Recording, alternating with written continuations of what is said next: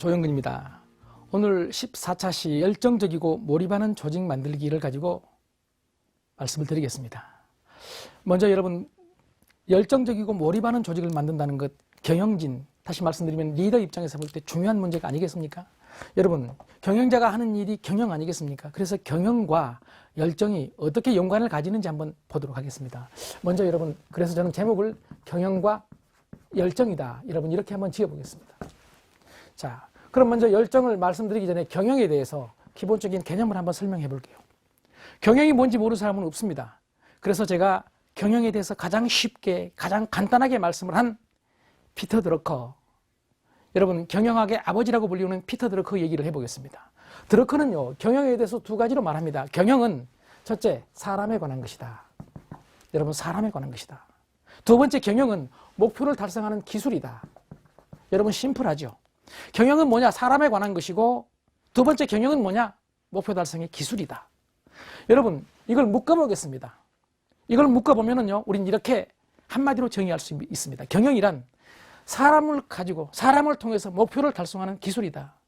그런데 여러분, 이걸 해석을 달리 해볼 수 있죠. 사람을 통해서 목표를 달성하는 기술이라고 말할 수도 있고, 사람과 함께 목표를 달성하는 기술이라고 말할 수도 있습니다. 자, 그래서 제가 이걸 다시 분류해 보겠습니다. 사람을 통해서 목표를 달성하는 기술이다. 여러분, 이렇게 해석할 수도 있고, 사람과 함께 목표를 달성하는 기술이다. 여러분, 이렇게 정리할 수도 있습니다. 자, 사람을 통해서라고 할 때는 여러분, 다소 의미가요, 사람을 수단으로 보는 것 같은 느낌이 듭니다. 그리고 이때의 사람은 여러분, 경영자 입장에서 볼 때 비용입니다. 이때의 관계는 수평이 아닌 수직적인 관계입니다.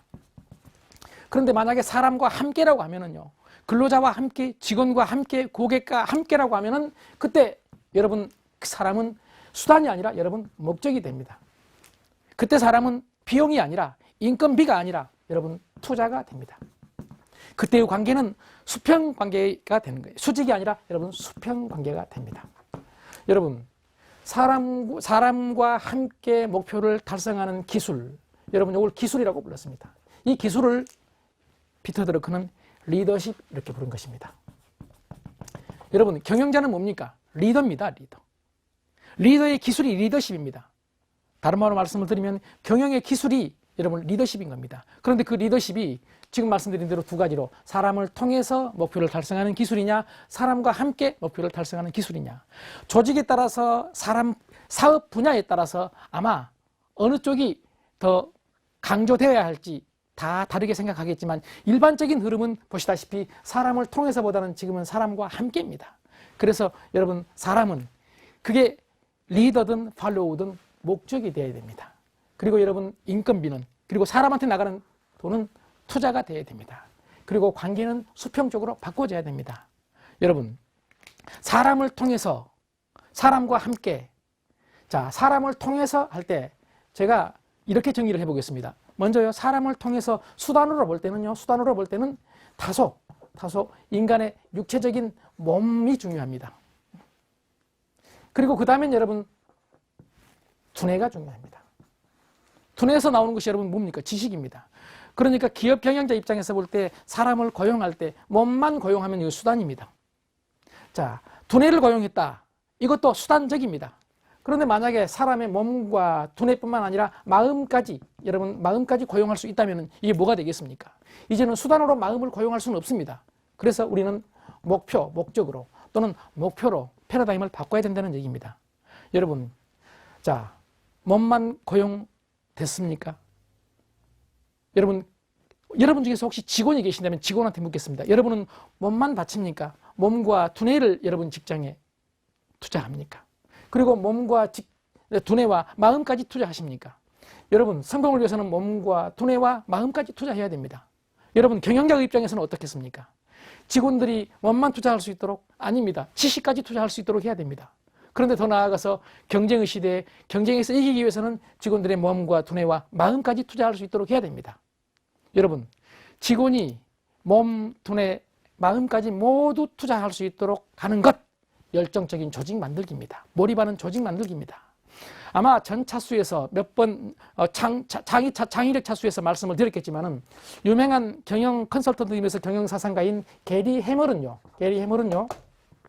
인간이 조직에 공헌하는 단계를 다시 한번 우리 리마인드 시켜봅시다. 이렇게 정리했습니다. 맨 처음에 여러분 순종입니다. 순종하는 조직이요. 두 번째는 여러분 근면한 조직입니다. 근면한 조직보다 더 생산성이 높은 조직이 지식인입니다. 지식근로자죠. 여러분 지식근로자 다음에 한 단계 더 높은 단계가 여러분 추진력입니다. 행동하는 근로자입니다. 그 다음에 여러분 추진력 위에 있는 게 이전에 보셨죠. 창의력입니다. 그리고 맨 마지막에 가장 조직에 공헌하는 인간의 단계를 게리 해멀은 열정이 있는 사람이다. 여러분 이렇게 불렀습니다. 여러분 지금 업종이나 조직에 따라서 순종 필요합니다. 여러분 근면해야 됩니다. 그런데 여러분 순종보다 근면이 더 중요해졌고 이젠 지식이 더 중요해졌는데 여러분 지식 차별화가 없어지니까 이젠 지식보다 지식을 추진력을 가지고 부가가치를 창출로 연결시킬 수 있어야 된다는 얘기입니다. 그래서 행동이 중요하다는 얘기고요. 자, 추진력보다 더 중요한 것은 창의력이고 그리고 맨 마지막에 가장 중요한 인간의 공헌, 직장에 대한 인간의 공헌을 열정으로 본 것입니다. 여러분 열정적으로 근무하고 계십니까? 여러분은 조직원들을 열정을 이끌어낼 수 있도록 리드하고 계십니까? 자, 제가 경영과 열정을 통해서 얼마나 열정이 중요한지에 대해서 말씀을 한번 드려봤습니다. 그 다음에 두 번째로는 여러분 일반적으로 말하는 성공의 길, 어떻게 하면 성공할 수 있는지 성공의 길에서 정리를 한번 해보겠습니다. 성공의 길로 저는 세 가지를 여러분한테 제안하고 싶습니다. 첫째, 성공하려면 어떻게 해야 되죠? 여러분 남다른 길을 가야 됩니다. 두 번째는요, 어려운 길입니다. 세 번째는요, 미치는 길입니다. 여러분 여기 미치는 길, 이게 열정입니다. 구글의 레리 페이지라는 공동 창업자죠. 지금 공동 CEO고 레리 페이지는 이렇게 말합니다. 지금 우리가 쓰고 있는 사람들이 쓰고 있는 그 열광하는 서비스는 모두 미친 짓의 산물이다. 여러분 미친 짓의 산물이 우리가 쓰고 있는 요즘 놀라운 기기들입니다. 여러분 아이폰이 그렇고 갤럭시가 그렇습니다. 여러분 미치는 길, 열정의 길이고 성공의 길입니다. 필요한 것에 미쳐야 됩니다. 일을 하는 사람은 일에 미쳐야 됩니다. 결혼한 사람은 내 남편한테, 내 아내한테 미쳐야 됩니다. 이게 사랑의 열정입니다. 일에 미치는 게 일에 대한 열정입니다. 내 인생에 미치는 게 인생에 대한 열정입니다. 여러분 열정 없이 어떤 것을 이루겠습니까? 여러분 저는 열정을 가진 사람들이 세상을 바꾸는 수없이 많은 상황들을 이 시간에 다 제안할 수는 없지만 빌 게이츠 보세요. 열정적이었습니다. 컴퓨터에 빠졌습니다. 책에 빠졌습니다. 제1교포 3세라고 하는 일본의 소프트뱅크 손정희 회장을 보세요. 손 마사요시.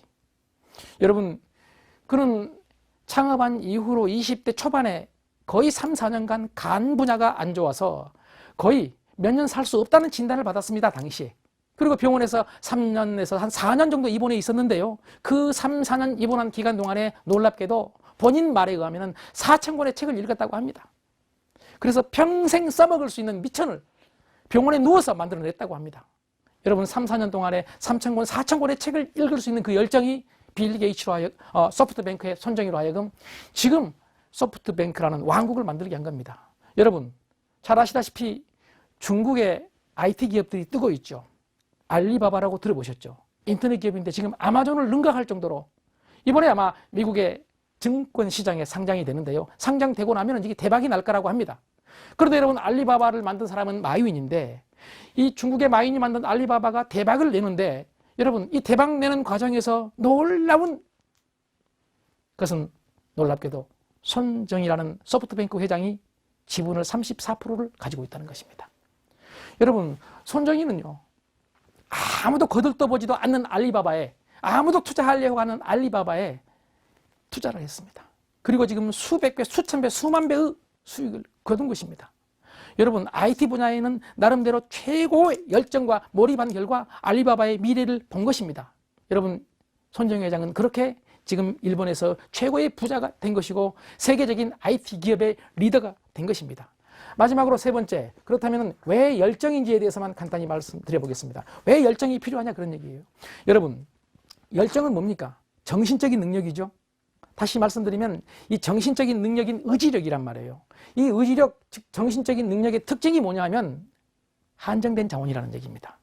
열정이 끊임없이 있는 거고 열정이 한없이 있는 게 아닙니다. 열정은 한정된 자원, 우리가 가지고 있는 정신력이라는 한정된 자원이기 때문에 여기저기 있으면 아무것도 될 수가 없다는 얘기입니다. 그래서 여러분, 열정은요, 어느 한 분야에 집중하게 만듭니다. 그래서 몰입하게 만듭니다. 여러분, 이것저것 다 해가지고 성공할 수 있겠습니까?